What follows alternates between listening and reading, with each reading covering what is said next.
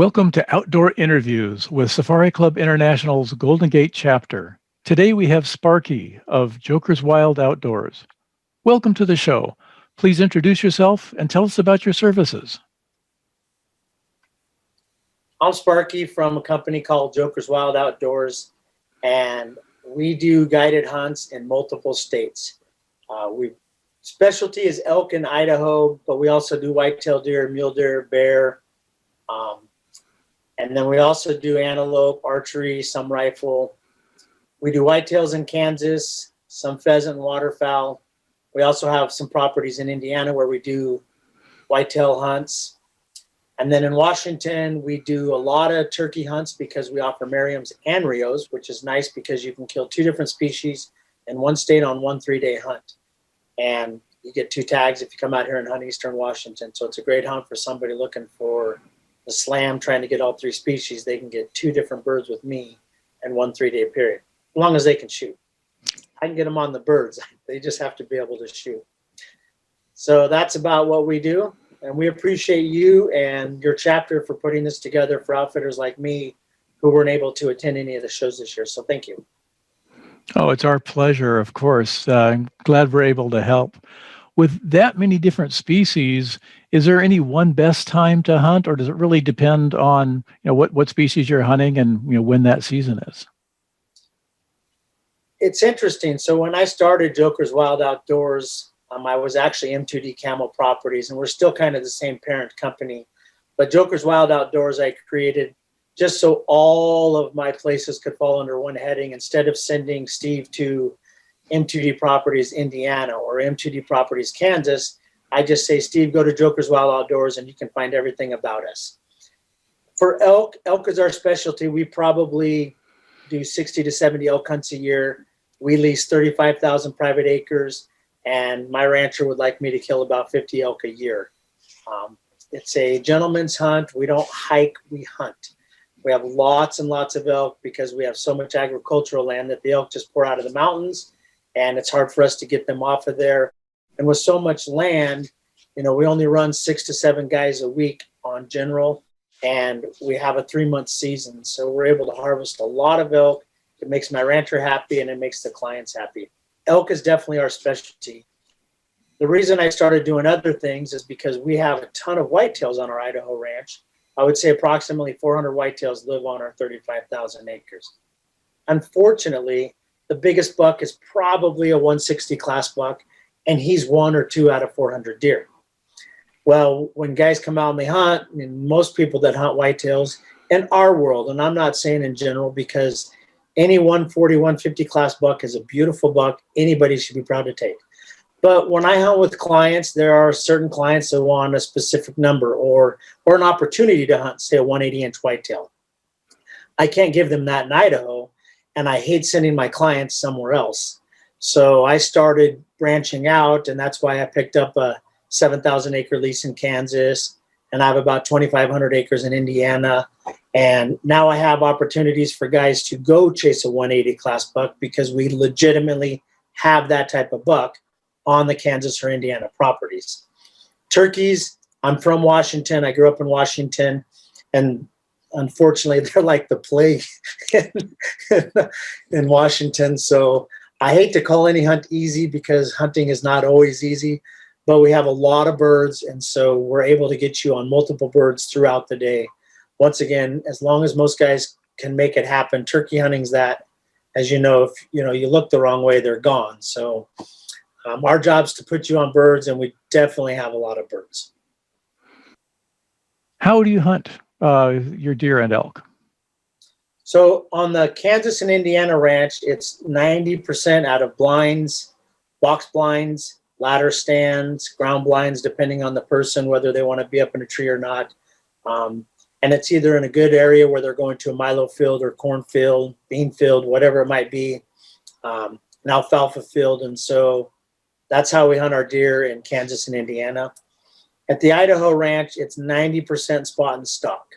We know that the elk and deer are going to be in said alfalfa field, and they're going to go to that timber patch or to that willow patch, and we're going to get in their way in the morning. And if they get by us in the morning and we can't cut them off, Then we wait till the evening because they're going to come right back out to go right back to that alfalfa field. So with 35,000 acres, we have the advantage that we can move around a lot, spot game. The game down there usually moves, that first daylight up until 2 hours later. So if you're on an elk hunt with me and we're archery hunting and you tell me, Sparky, I only want to shoot a 6-point bull, I can respect that. Then that's all we're going to look for. And we're going to find the right bull. And I'm going to say, hey, see those 6 bulls up on the mountain? Would you shoot one of those? And you're like, yeah, those would be great. Well, we hunt a little different. Instead of running up on the mountain chasing them, I leave them elk alone, and I go up there in the evening when the wind switches and blows downhill, and I wait for them to come to me because I know where they're going, and that's the alfalfa field behind me. So we hunt really smart. We don't hike, we hunt. A lot of people aren't made for that. A lot of people want to go hike 12 miles a day and scream, bugle, and cow call and hope they get on elk, and that's great, but that's not our caliber. Okay, well, that actually is a perfect segue to my next question because you mentioned archery. So what types of weapons do you have people hunt with? I mean, do you have archery, muzzleloader, pistol, rifle, everything? What's the deal? So Indiana and Kansas for whitetails, they have muzzleloader seasons, archery seasons, and rifle seasons. And they're all 3 different seasons in those 2 different states. As far as the Idaho ranch, we have archery seasons, we have rifle seasons, and there's no designated muzzleloader season per se. We do have one for a mule deer hunt, but it can be very difficult. And if we sell you that hunt, we always tell you, if you book this hunt, we might call you and tell you, hey, it's not going to be a good season. We'd rather you come next year or we'll refund your money, just because that's a real weather dependent hunt and the animals have to get pushed down. And if they don't, I don't want you driving around with me for 6 days looking for deer that doesn't exist. It's a waste of your time, waste of my time, and we'd rather you come back. But I tell you that when you book that hunt. We also have a short range season in Idaho that's pretty fun. It's in the rut for deer, and it's any weapon that's short range. So crossbow, bow, traditional muzzleloader, inline muzzleloader, pistol, anything that's not center fire, you can hunt deer in that short range season. And that can be a lot of fun because it's in the rut. Deer, bucks are chasing the deer around. It's a hard hunt because you can see that buck 500 yards away, and between you and that buck, there's nothing. So you might be crawling down a fence line, or, it's just big, wide open fields. And you're shooting a muzzleloader that can shoot 200 yards.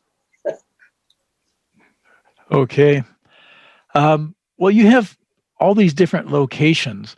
What are the accommodations like? Obviously, they're going to be different in different locations. What can people expect when they come hunt with you? So most all of the places that we hunt, we traditionally have a cabin or a house or a lodge or some sort of thing like that. We usually put 2 people per room. If you know each other, due to COVID, we only put 1 person in a room unless you're okay with some guy you don't know. We've been trying to really take care of our clients as far as COVID and things like that. Everything's clean and sanitized, but not everybody wants to room with someone they don't know. So it's always in a house or lodge. We do have another facility in another part of Idaho where we do offer some wall tent type stuff, horse type stuff. We're putting that together for this upcoming season, so this will be new to us. But it's more for the client that calls me and says, Sparky, I want to hike 12 miles a day. I want to be in a tent. I want to rough it. And so once again, I've gone out and tried to make that happen so I can take care of my clients and let them go hunt that for 2 years and then call me 3 years and go, okay, I've had enough of that. Let's go do the private land hunt. You mentioned what the whitetail were like in Idaho. What kind of trophies can people expect in all of your areas? So traditionally, our Idaho ranch, when we sell you a hunt, we tell you that you're going to be after a buck in the caliber of that 120 to 150 class range. And what that means is if a 140 buck walks out and you don't want to shoot it, that's your prerogative, but that's the buck I sold you. I told you that was the type of buck you were coming to shoot. If you choose not to shoot it, that's okay. That's on you, but I put what I told you I would in front of you. If you come out to my Kansas or Indiana properties, I tell gentlemen, This is a place where you want a 150 to 180 class buck or bigger. If you need to shoot a 135-inch buck on the last night to make yourself feel like you're a hunter, please don't come to my Indiana or Kansas place. That's not why we have this. If you want to kill a 135-inch buck to make yourself feel good, come to my Idaho ranch because we have lots of them. And I've learned over the years, the reality is you have to find out from your client what they really want. And you have to be honest with them about what you offer. We're very fortunate that we've had great success. We're very good to our clients. We have a ton of repeat business. We have very good word of mouth. So a lot of people try to book with us. We're sold out every year. And because of that, I don't want to take a gentleman that says, Sparky, I only want a 350 bull. And I'll say, Steve, that's great, but go somewhere else. I'm not your guy. Do we shoot 350 bulls? Yes. But if you're only interested in a 350 bull, I don't want to hunt with you because I don't want to sit in there and look at a 330 bull and it's not big enough for you. For me, it's no fun. It takes away from what hunting's supposed to be about. And not that there's not a place for the guy that wants a 350. I respect that. I just don't want to be the guy guiding that guy. I want people that want to hunt a respectable, mature animal in whatever class that is and be honest with it. Once again, you go to Kansas and Indiana, don't shoot a 140. That's not why you're there. If you can't eat a tag, then don't book a hunt with me there. Lots of 140s on the Idaho ranch. But once again, it all comes down to me having that conversation with you when you book to make sure I know what you want and you know what I can provide you. So let's say somebody's fortunate enough to get an animal on the ground. What do you do in terms of handling the trophy and also the meat? So depending on the place, I'll use Idaho as an example, 90% of the time we're going to be able to drive some sort of vehicle right to the animal, even with our elk. Whether it's drive a truck to it or an ATV side by side, we have a specific trailer design that we actually can get 99% of the places on our ranch. We actually have a rule on our Idaho ranch, don't shoot it if we can't drive to it. It's kind of a joke, but it's true 99% of the time. In the 15 years I've had the ranch, we've only packed out 3 elk, and one was 50 yards to the nearest vehicle. The farthest was maybe a half a mile, and that's because we got too much snow the day before. So we'll gut the animal, we'll load it on a trailer. This goes for Kansas and Indiana too. We'll load it in the truck, take it back to our facility where we skin it, quarter it, put it in game bags for you, and then stick it in either a walk-in cooler or a local walk-in cooler, depending on where we're at. So we take very good care of your meat. If it's an elk or a deer, we'll pull all the rib meat out, all the neck meat out, so you can make burger. We don't waste any meat on any of our ranches because we have the ability to get right there.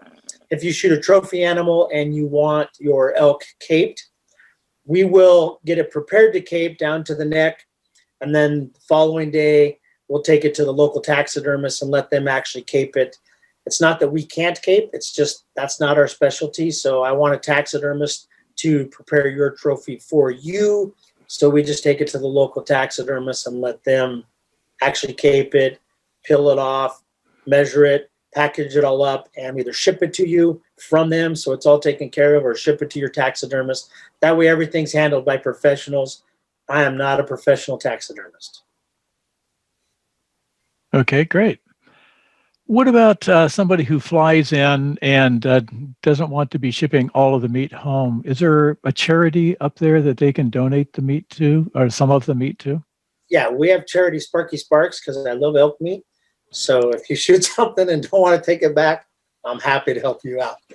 But in reality, depending on who comes out and where they fly from, any of our local places we hunt, we've worked with a shipper to make sure that your meat can be shipped home. There is a cost, obviously, and depending. I always recommend gentlemen bring a duffel bag, because you can put 50 pounds of meat in a duffel bag that's frozen, and it'll make it home with you on the plane. I can ship your bow home for $35. You don't need it for a week because you just killed your animal. So you can't ship your meat home for $35. And so I always give guys I always give people another way to get their meat home, and I always have that conversation with them before they come out. Obviously, every year there are gentlemen that'll say, we just want 50 pounds of meat, or they'll ship half of it home. And then we donate it to local families generally in the area, or a charity like you stated, if there's one that we can do that for. Okay. What can a hunter do to best prepare themselves to give them the best chance of success? A lot of people would say get in shape, and I'm going to tell you the best thing people can do to be success is be realistic about what you're hunting for. Be realistic about what you're booking, where you're going, and what your outfitter's telling you, whether it's me or somebody else. I call it expectations. If I tell you you're going to shoot a 120 to 150 class buck and you're expecting a 160, then we're not on the same page, and your chance for success is not very good, because you set yourself up for failure before you ever came out. If you come to my ranch thinking you're going to shoot a 130 class buck or maybe bigger, and you shoot a 125, you're happy because you knew that's what it was going to be. So the reality is, to prepare yourself for being successful is knowing what you're actually going after, being able to shoot your firearm proficiently and from any position known to man. In today's world, I have nothing against long range shooting. I'm not a proponent of long range hunting, and most of that is because I prefer to get as close to the animal as possible, because that's why I'm hunting.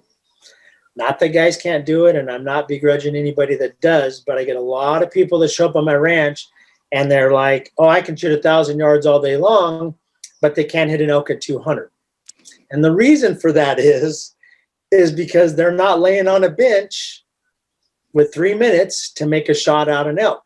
They're in 3-foot sagebrush, or we're crawling in grass that's 4 feet tall because we're trying to get close to an alfalfa field. And then they're on a piece of barbed wire trying to make a shot and they can't get steady. Or they bring a bipod and their bipod goes up this high and the grass is this high. So it's realistic shooting situations, and asking your guy wherever, whether you're in Africa, California, Alaska, it doesn't matter. You need to be prepared to make a shot off a fence post through the grass. And 99% of people do not do that. They come out, they shoot 3 days before they get to me, tell me their gun sighted in, and they went to the bench and shot 3 rounds, and that's what they think a hunt is. And as far as I'm concerned, yes, you should be in shape depending what you're after. I'm fat and old. I'm not in shape, and I do great hunting. Know your weapon, know your shot placement, and be proficient with your gun, sitting, standing, sticks, whatever. Because in the field, you never know what that opportunity is going to present. Very good. So I was gathering that a lot of the land that you're hunting is going to be private land. Is that true? Or do you have some public and some private? 90% of my operation is private land. I am currently in the position of purchasing another outfit that will be public land. The deal should be done by next month, so hopefully that will come through, and that will be 90% public, 10% private, because I will start accruing some private with that, but then I'll have the best of both worlds. Okay. And if somebody wanted to fly in, and it's hard to travel with firearms these days, do you have firearms to rent or to borrow, or do people really need to bring their own? People do not have to bring their own. I'm actually a perfect case. I'm actually heading to Texas for a hunt next week with a friend, and I'm not bringing any firearms because I don't want to have to deal with that hassle. So we definitely have multiple different calibers at the ranches that people can shoot, whether it's a muzzleloader, rifle, depending on what the hunt is. We have those available, and we're happy to let you use them. We make you go out and shoot prior to going hunting, so you're proficient with the weapon, you know where the safety is, you know how to load it, and stuff like that. We don't necessarily rent them because you've already booked a hunt with us, and we're happy to help you get on it. Now, if you start shooting through 2 or 3 rounds of ammo, boxes of ammo these days, that might be a little different because ammo is like gold. That is for sure. I'm still trying to find some 280 Ackley improved empty brass, and I can't even buy the empty brass. You can't find anything. There's no primers. There's no brass. There's nothing. No bullets. I want some Barnes LRX bullets, 7mm. Nope, can't get them. Yeah. I'm very fortunate. I had a ammo sponsor for a couple of years, and so I'm pretty well stocked up on ammo. Thank the Lord. So why did you get into guiding? What drew you to this profession? Because I was an idiot. I I thought, let's take what I love, that's hunting, and become a guide, never hunt again. The reality is, I've had a television show for 16 seasons. And when I started the show, I hunted with a bunch of friends. And the Idaho ranch was a lease. We leased land so we could have private land to hunt for ourselves and film a TV show. Happens all over. A lot of people do it. Well, after a year, my friend said, well, we don't want to lease the land anymore. So I got stuck with the lease. So I started selling do-it-yourself hunts. People would just call me. They'd pay. Basically, it was like they took my friend's lease spots because I needed to raise the money to pay for the lease. And those guys would go hunting. And I'd say, here's the 20,000 acres. Go have a good time. And then over the years, I got to know the land so well and we're so efficient at harvesting animals that people are like, you should guide. I'm like, I don't want to guide. And then I finally got talked into guiding. So, which I actually am fortunate. I've been very lucky in my hunting career to harvest a multitude of animals, big, small. It doesn't matter. I've been very fortunate. So for me, it's a pleasure to take somebody out that's never killed a turkey. Or my favorite hunter is a guy that's never killed a bull elk, and he's been on 5 elk hunts before, and he's had bad success, and he's been on hunts where he never saw an elk. And I take him out the first night, and there's a 5x5, and I don't let him shoot it. And he's freaking out. And I'm like, it's only a 5x5. And he's like, I've been on 5 elk hunts and you're not going to let me shoot that? I'm like, no. It's almost to the point now where I'll take a guy's bullets before we go out when we hunt, and I'll say, when I find the right bull for you, I will give you your bullets. And I actually, one of my favorite stories was similar to this. He's become a really good friend. He's hunted with me about 5 different times now. His name is Mark, and he showed up on my ranch. I was the 3rd hunt or 4th hunt he booked. He'd been on 3 other elk hunts, spent $25,000 total, and never had a shot at an elk, never seen a bull, on 3 different hunts, 3 different outfitters, and somebody was mean enough to give him my name, so he booked a hunt with me. Shows up. He's all excited.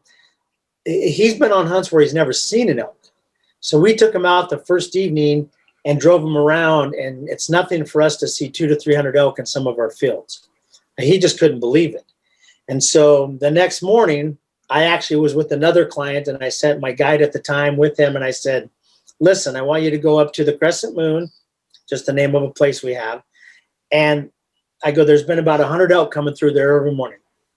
I said, there's a big 5x5 in there that's probably 290 class. Do not shoot him. I said, if he's the one that shows up, do not shoot him. Now you can imagine this Mark guy is sitting there going, what did he just say? So they go in there that morning and they come back about 10:30 in the morning, and Mark is white as a ghost. Like, physically looking at him, he was pale. I'm like, Mark, are you okay? And he's breathing like, Sparky. He goes, that bull was 50 yards from me this morning, screaming in my face, and your guide would not let me shoot him. I said, Mark, he's only a 5x5. Sparky, do you understand that I have been on 3 elk hunts and never harvested a bull? And I just had one at 50 yards, and you guy wouldn't let me shoot it. I said, Mark, we're going to get you a nice mature 6x6 for your wall. If we were any other place than this special place that we have here, we would have shot that 5x5. But it's your first day. We have lots of elk. I know my ranch. I know my elk. And I know you're going to get a shot opportunity by the end of the week at a 6x6. You have to trust me. He wouldn't eat breakfast. He was physically ill. And we're sitting down that evening to go out for dinner. And I get a phone call. One of my ranchers calls and says, Sparky, 200 elk just crossed the road in front of me, and they're heading to such and such pivot. I go, any good bulls? He goes, there's 4 big 6 points in there. I said, we're on our way. So we threw everything down, loaded up the truck, drove out there. 3 hours later, Mark has a beautiful 6x6 in his hands. He could have shot any of the 4. He shot a beautiful 6x6, and we film everything like I stated. And you can see the tear in his eye. I'm not going to cry. I'm not going to cry. And you can just see it swelling there. He was very happy, and it was done on the first day. So once again, it's, we can do that on this ranch. Not every ranch can do that. This is hunting. It's not guaranteed. We're just very fortunate that we're stewards of our land. We leave the elk alone, and we only, we don't pressure them. We hunt them smart.